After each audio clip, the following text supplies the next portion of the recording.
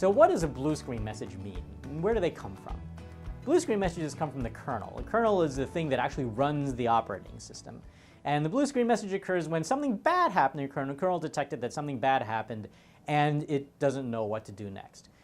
When something bad happens in an application, the kernel can step in and say, "You, bad application," and terminate the application and clean up behind it and let the rest of the system keep running.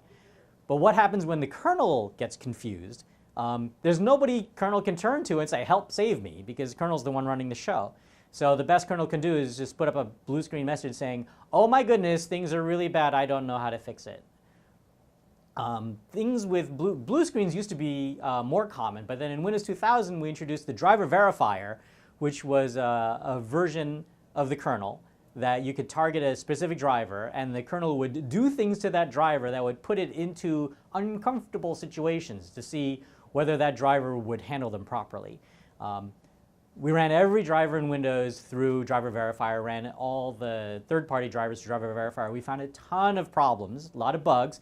When it turns out when you put drivers in stressful situations, stressful things happen. And that was really great because that let us flush out a whole bunch of bugs, and Windows 2000 ended up shipping with a vastly reduced number of blue screen errors compared to previous versions of Windows.